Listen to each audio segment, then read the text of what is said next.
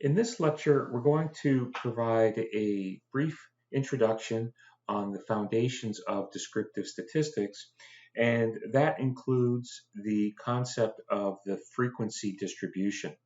And so when we talk about frequencies, we're basically counting how many times a score occurs.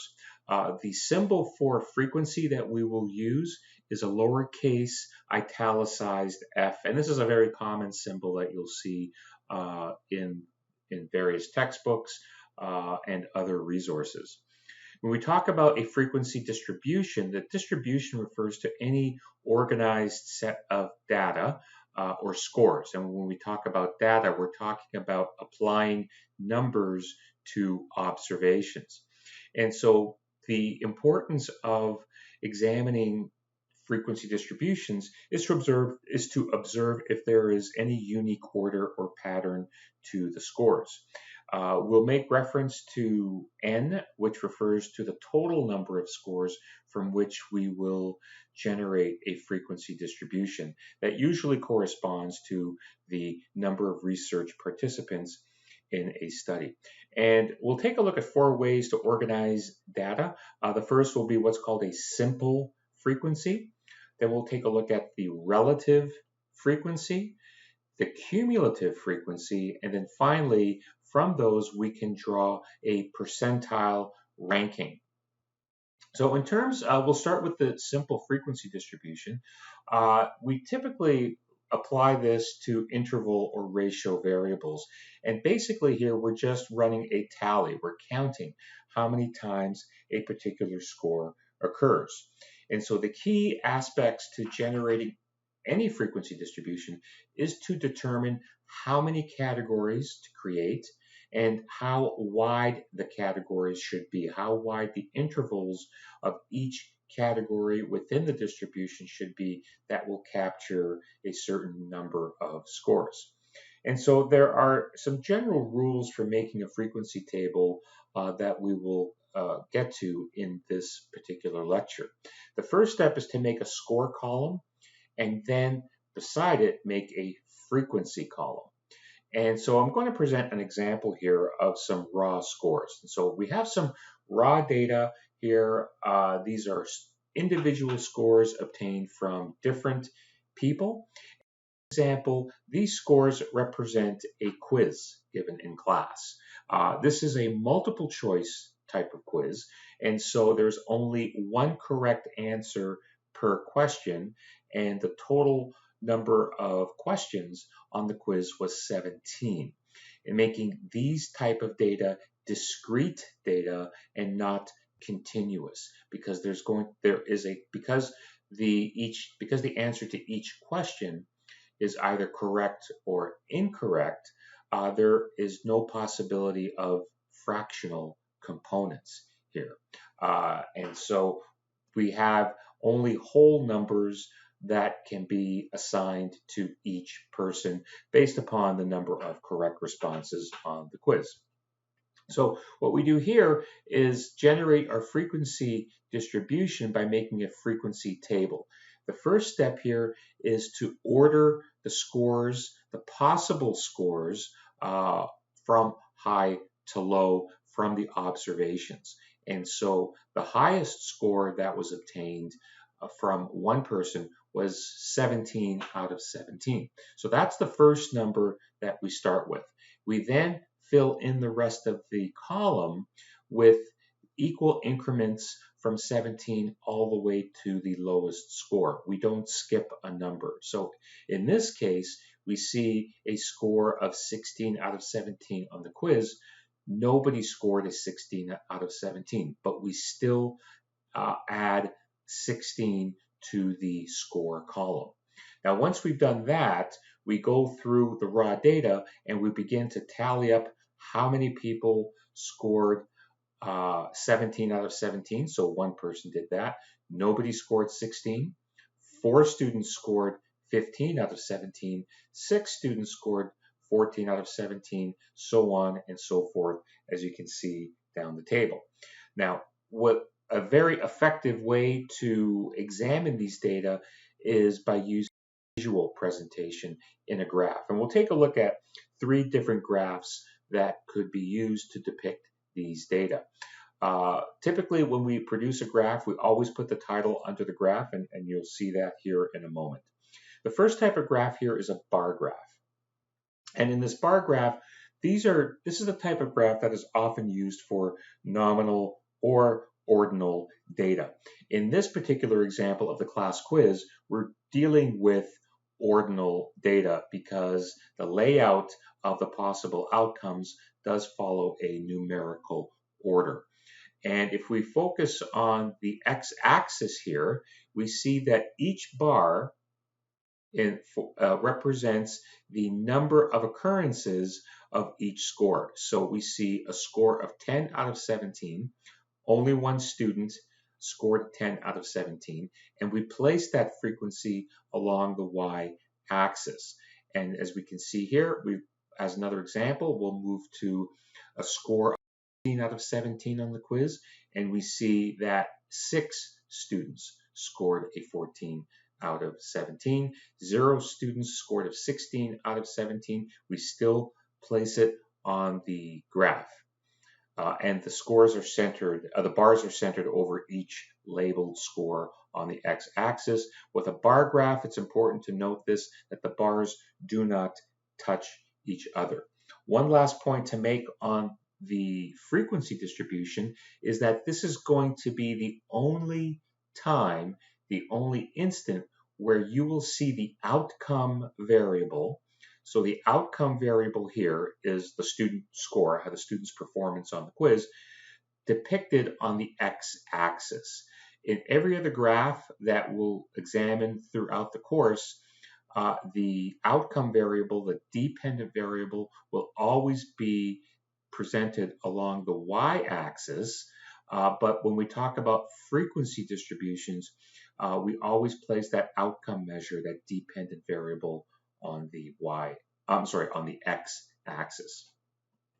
And we always place our title below the graph. There are some variations to this, but for consistency purposes in this course, we'll place the title under the graph anytime we make a graph. And so we always give that title a label. So we have figure 1. I usually put the figure 1 as in bold font to highlight it. And then the title should be brief, but descriptive enough for the reader to understand. And so the title here is Frequency Scores Obtained from XYZ, XYZ meaning whatever the graph is depicting. And so in this particular case, I would substitute quiz scores for XYZ. The next type of a very common way to depict a frequency distribution is what's called a histogram.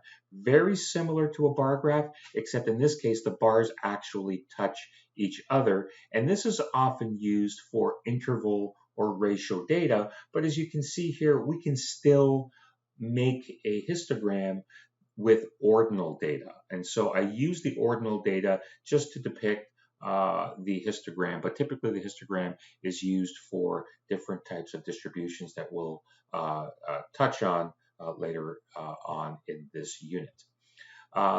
So the fact that the bars touch each other indicates that we're likely dealing with continuous data. So recall that quiz score, we're dealing with discrete data, but I used this example to depict the histogram. But usually the histogram is used to depict continuous data. One other addition to the histogram that is often helpful is something called an O-give curve. And this is a labeled line, as you can see, with symbols that represent the same frequency that will present something a little bit different. So on the right side, the right y-axis here depicts the percentile. So if we start with 17, a score of 17 out of 17, we see that the percentile is 100%. What that tells us is that 100% of the scores lie at or below 17 out of 17. Now, if we go to a score of 15, we see the percentile ranking is just below 100%. And so this tells us that over 90%, but less than 100% of all the scores on the quiz reside at 15 or below. A third way to depict frequency distributions that is sometimes used for very large numbers of interval or ratio scores is the frequency polygon. And it's basically a line graph connecting the number of occurrences for each possible outcome in the dependent variable here. And this is typically used for continuous variables. Once again here, I used the example of the quiz scores, which are discrete variables, to illustrate the frequency polygon. But if you're presented data that are nominal or ordinal, you would use a bar graph. So the first one is typically used with nominal or ordinal data. So moving on from the simple frequency, we can compute what's referred to as the relative frequency. And that's the proportion of the total number, the n, that is made up by the score's simple frequency that is calculated with this equation. So the relative frequency is just equal to the frequency of one score divided by the total number of scores. So it's basically a fraction of the total n. And so in terms of grouping relative frequency distributions, we follow the same rules as the simple frequency. In terms of the cumulative frequency, as the term suggests, it's cumulative. So this is going to add up over the number of possible outcomes in our dependent variable. And this refers to the frequency of all scores at or below a particular score, and that's very similar to the percentile. And the percentile here represents the percent of all scores in the data at or below a particular score that was described on slide number 6 with the OGIV curve. And so the percentile ranking is just simply the cumulative frequency at a particular level of the dependent variable on the x-axis divided by the total n multiplied by 100%. And so in this table here, what we've done is we've taken our simple frequency table with the 2 columns on the left, and we've added 3 more columns: the relative frequency, the cumulative frequency, and the percentile. And a few things that we note here. We note that when we if we wish to compute the cumulative frequency, so we'll go to this column first, we start at the bottom. So starting at the bottom, we see that we take this entry and we just put that entry to the cumulative frequency cell. Now, to compute the cumulative frequency in the cell above it, we take this value and we add it to the frequency value in the row right above it. And then following that addition, we add that sum to the cumulative frequency, which is a 2. So 1 plus 1 equals 2. We repeat the same process. We take the new value of the cumulative frequency at a score of 11. We add it to the frequency value 1 row above, and we end up with a 3. And we continue this all the way to the top. So we take 3, we add it to 4, it gives us 7. We take the 7, add it to 6, it gives us 13, and we continue this process all the way till we get to the very top cumulative frequency of 18. And this value should equal the value that we see at the bottom of the table on the frequency column. So this is uppercase Greek letter sigma, which is used as the symbol for summation. And basically what we're talking about here is adding up each cell in this column all the way to the bottom, and that tells us what our sample size is. So this value must equal this value right here. And what we see are the associated percentiles using the equation on slide number 8 at each row, where we have the 100th percentile. So every possible outcome that was observed in the study occurred at and below this level. We see 94% of the outcomes occurred at and below this level, and so on and so forth, 72, 39, 17, 11, and 6.